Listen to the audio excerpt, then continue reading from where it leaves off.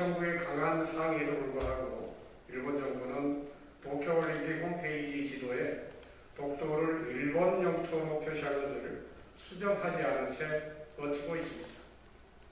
일본 정부는 한국 정부의 항의를 즉각 수용하고 올림픽 지도에서 독도를 삭제할 것을 다시 한번 강력하게 촉구합니다. 독도가 역사적 국제법상으로 일본 고유의 영토라는 일본 관방장관의 발언은 억지이고 생떼에 불과합니다. 올림픽을 이용해 독도에 대한 야욕을 부리려는 행위는 결코 묵과할 수도 없고 용납할 수 없습니다. 국제올림픽 조직위원회의 이중적이고 편파적인 태도도 비판받아야 합니다. IOC는 2018년 평창 동계올림픽 당시 한반도기에 독도가 들어간 것을 두고 일본 정부의 항의를 이유로 한반도기에서 독도 표시 삭제를 공고했고 우리 정부는 IOC의 공고를 받아들여 한반도기에서 독도를 삭제했던 것을 분명하게 상기해야 합니다. 3년 전에 정치적 사안을 스포츠와 하는 것은 부적절하다고 했던 IOC 입장을 스스로 부정하는 것이고 같은 사안을 두고 편파적으로 다른 입장을 보이는 것은 국제기구로서의 위상을 스스로 무너뜨리는 것입니다.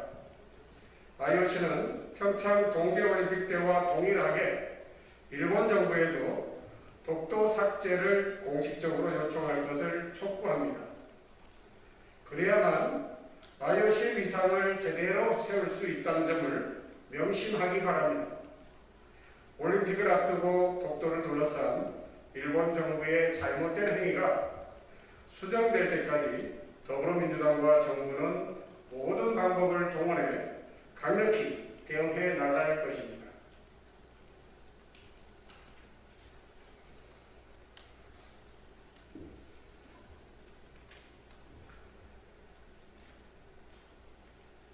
오늘부터 이틀간 기후위기 대응과 탄소 중립 실현을 위한 P4G 서울 정상회의가 열립니다. 대한민국 역사상 최초로 열린 기후 환경 분야 다자 정상회의라는 사실 이외에도 과거 기후 악당 국가로 손꼽혔던 우리나라 국제사회에서 기후 선도 국가로서 달라진 위상을 보였다는 점에서 더욱 큰 의미가 있습니다. 올해는 파리 협정이 이행되는 원년입니다. 지구온난화 문제에 대한 전 지구적 실천 대응이 의무화하는 첫 해를 대비하며 우리 정부는 국제사회와 기후변화 정책 공조를 강화해 갔습니다. 지난해 그린 뉴딜과 2050 탄소 중립 비전을 발표했고 올해 유엔에 장기 저탄소 발전 전략을 제출할 계획입니다. 2030년 국가 온실가스 감축 목표도 상향 조정을 적극 검토하고 있습니다.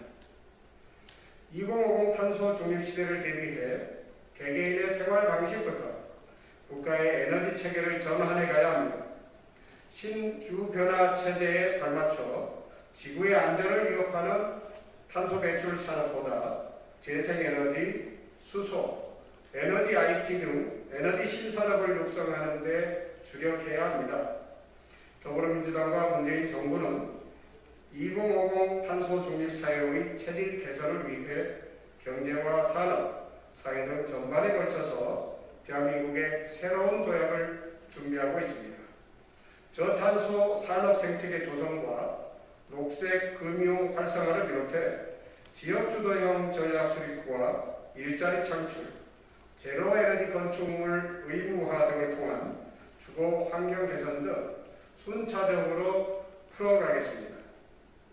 2050 탄소 중립 향한 미래 30년은 과감한 투자와 질서 있는 전환이 필요합니다.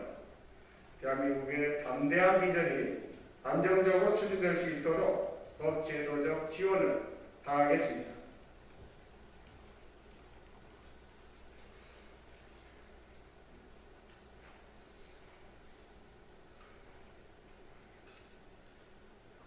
(5.18) 피해 배상 관련 헌법재판소의 정신적 손해배상 청구 제한 조항 위헌 결정을 활용합니다. 5.18 피해 배상과 관련해서 정신적 손해배상 청구를 제한한 현행법 조항에 대해서 헌법재판소가 위헌 결정을 내렸습니다. 광주 민주화운동 관련자 보상 등에 관한 법률 제16조 제2항은 신청인이 보상금 지급에 동의하면 5.18 민주화운동과 관련한 피해에 민사소송법 규정에 의한 재판상 화해가 성립된다고 명시되어 있습니다. 재판상 화해에 의한 분쟁 해결은 확정 판결의 효력이 있어서 피해자는 국가를 상대로 손해배상을 더 이상 청구할 수 없도록 제한되어 있었습니다. 지난 27일 헌재가 이 법조항에 대해서 재판관 전원일치 의견으로 위헌 결정을 내린 것입니다. 헌재의 결정은 현행법에 따른 정부 보상금에는 정신적 손해를 고려하지 않은 것이므로 보상금을 지급한 것만으로 정신적 손해까지 적절한 보상이 이루어졌다고 보기 어렵다는 것입니다.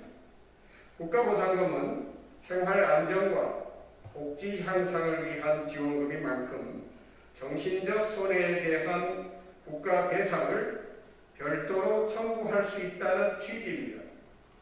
헌재 결정에 따라 5.18 피해자들은 정신적 피해에 관한 손해배상을 추가로 청구할 수 있게 되었습니다. 헌재의 결정을 환영합니다. 이번 헌재의 결정으로 5.18 피해자들이 일시 보상을 받았다는 이유로 보훈지원금을 추가로 지급하는 것이 이중보상이라는 주장과 다른 보훈 대상자와의 형평성에 맞지 않는다는 주장은 설득력을 잃게 되었습니다. 제가 대표 발의한 5.18 민주유공자 애우에 관한 법률을 개정안은 5.18 피해자들에 대해 충분히 보상이 되지 못했고 5.18 유공자 대다수가 고령인 상황에서 경제적 어려움을 겪고 있어서 이분들에게 연금 형태의 보훈지원금을 지급하도록 하는 내용을 담고 있습니다. 지난해 8월에 발의했지만 아직까지 상임위에 계류된 채 논의가 되지 않고 있습니다. 5.18 민주유공자 애우에 관한 법률 개정안이 조속히 통과될 수 있도록 야당의 적극적인 협조를 요청드립니다.